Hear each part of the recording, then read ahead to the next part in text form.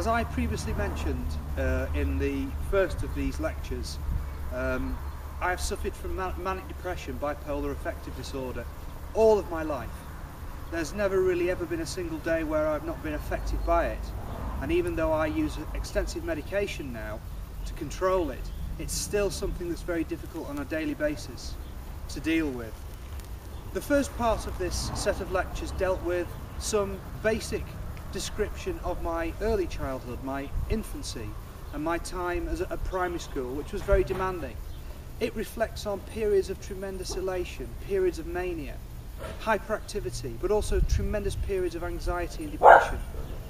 This was grossly exacerbated when I went on to high school. High school is always a very difficult time for any child, but for a child with a severe mental illness, being in a mixed school where a variety of different people are all brought together into one place to learn, develop, and to go through the complexities of adolescence, was a particularly difficult experience for me.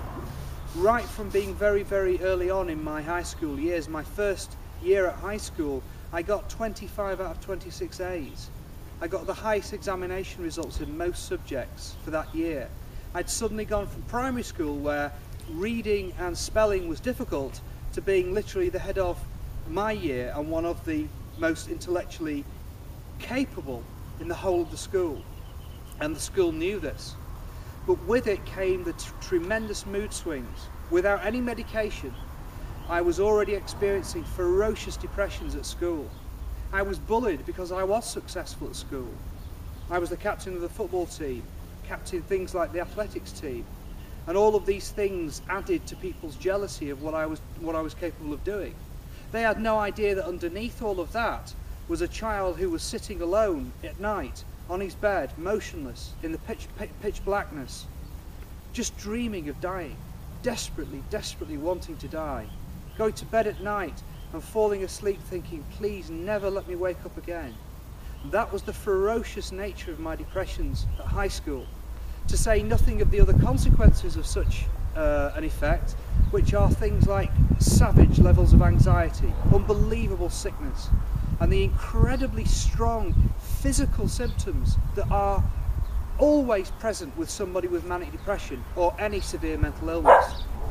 People tend to think of mental illness as being purely the subject of thought alone, and it's not. It's the whole process of the energy level of an organism that is being demonstrated. In my case, at high school, I was finding it very hard to remain upwardly mobile and manic, and the depressive side took over to the point where it began to dominate months and months on end, without any let-up whatsoever. This was a ferociously difficult time for me, and one I am very shocked that I even survived.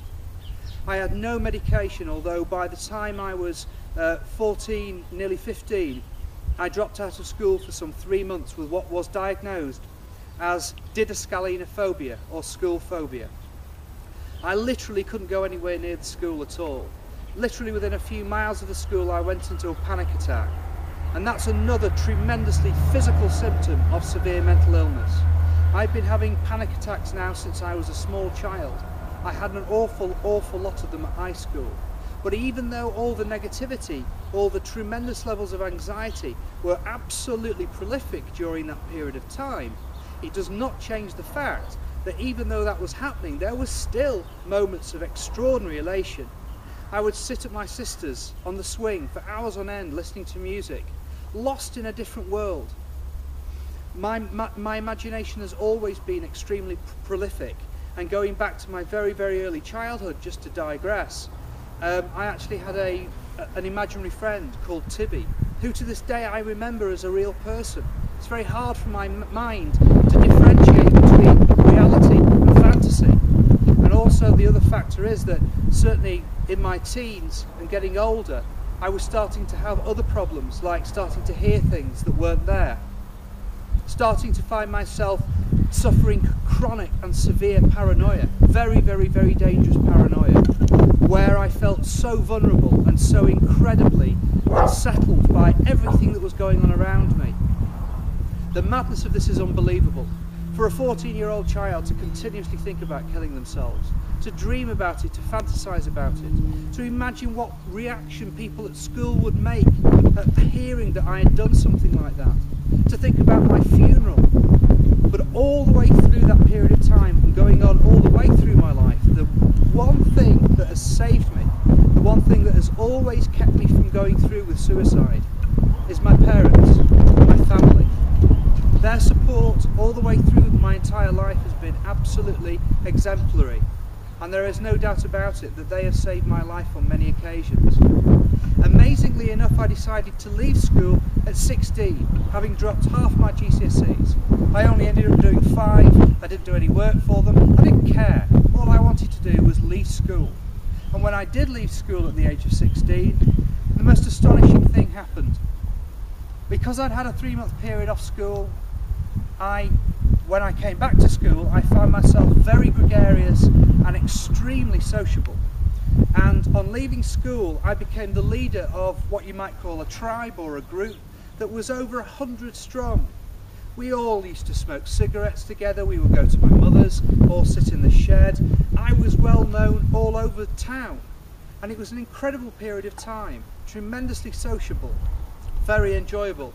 For the first time in my life, I had something to do with women, although that was a very short-lived event.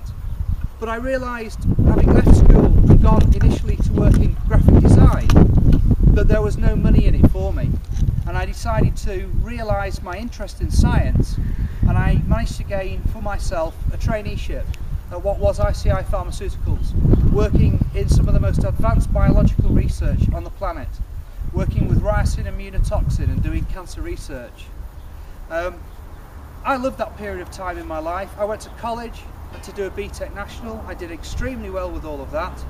I then got to university and won a place at UMIST, which for chemical engineering, which is what I studied, was #1 in the country before Cambridge itself. I found chemical engineering to be very tough, and I absolutely loathed the fact that I had to spend all of my time on a calculator.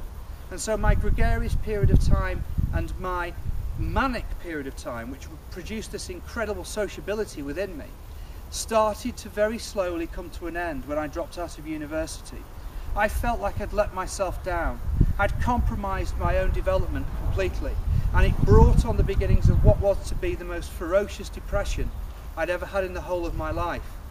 And towards the end of my teens and my early 20s, I started to become a lot more vulnerable to depressive symptoms, and I found myself having gone back into work, having left university, and finding myself in an environment full of people that all had degrees, masters, PhDs, and I had dropped out. I felt literally like I had chronically compromised myself. The depressions kicked in.